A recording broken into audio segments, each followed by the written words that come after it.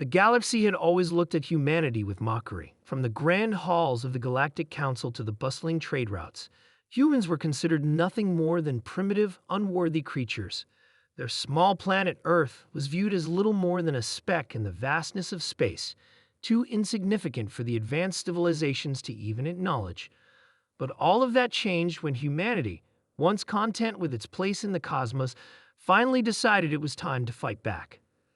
For centuries, Earth had been ignored. The Velgor, a massive reptilian species with scales like forged iron, laughed at the notion that humans could contribute to the greater galactic narrative. Their civilization stretched across multiple star systems, their warships massive and feared. To them, the humans were a harmless curiosity, akin to the insects that scurried across their homeworld. And then, there were the Xilith, a race of high-minded, telepathic beings whose minds could reshape reality itself. They were said to be as old as the stars, possessing knowledge and power beyond comprehension. They, too, saw humanity as nothing more than an amusing curiosity, a species that would never rise to the heights of galactic power. The humans, however, had their own secrets. On the surface, Earth may have appeared weak, its technology outdated, and its people scattered among many nations, struggling to solve the problems of their own world. But beneath that thin veil of weakness, humanity was anything but powerless. It was the year 2475 when everything changed. The Galactic Council, made up of the most powerful species in the galaxy, convened to discuss a pressing issue, the rise of a new threat. The Xilith had discovered an ancient weapon buried deep beneath a forgotten star, a weapon so powerful that it could wipe out entire fleets with a single thought. They debated whether to destroy it or harness its power for their own use. Humans, still considered by many to be beneath notice, had been assigned to a diplomatic delegation. It was a formality, something to humor Earth's leaders, who had no real voice in galactic matters. But the humans had been listening. They had seen the shift in tone among the galactic powers. They had observed the slow buildup of arrogance. And when the time was right, when the Council was in disarray over the weapon's potential, humanity made its move.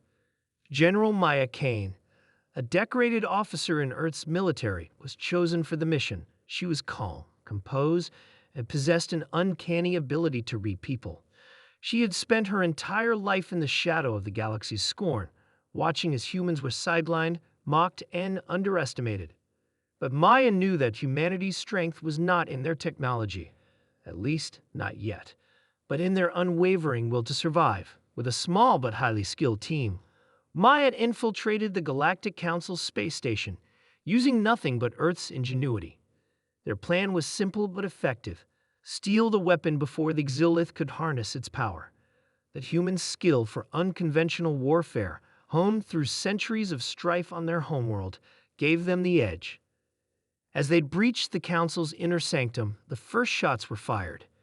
Alien species, many of whom had never even seen a human soldier in action, were shocked by the humans' combat prowess.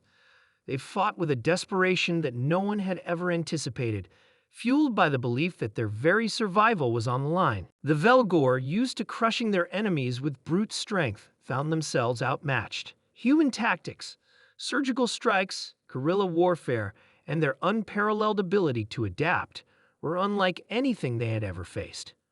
When their warships came to engage, the humans deployed a simple but devastating countermeasure: electromagnetic pulses that disrupted the enemy's advanced technology. It wasn't elegant, but it worked. The Velgor ships fell one by one, unable to defend against an enemy that knew their weaknesses better than they did.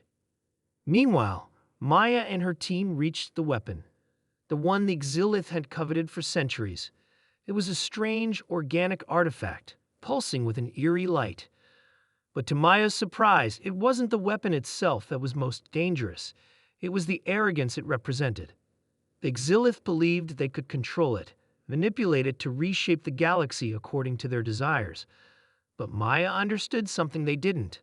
The weapon was alive, and it could only be controlled by one thing: the will to dominate. Maya stepped forward, her mind clear.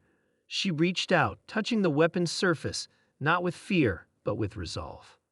In that moment, the weapon recognized the strength of her will.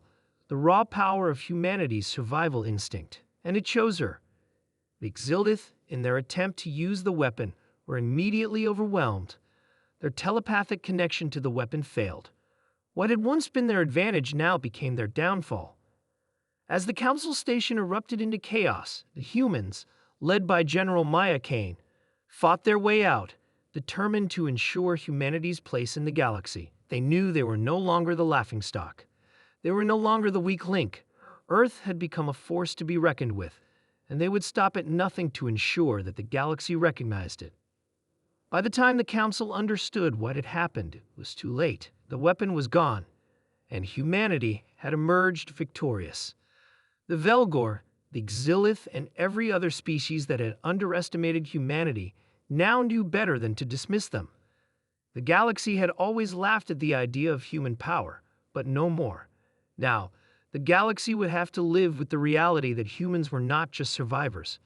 They were warriors, capable of taking down entire empires with nothing but their will and ingenuity. The galaxy was about to learn that humans were not to be underestimated ever again.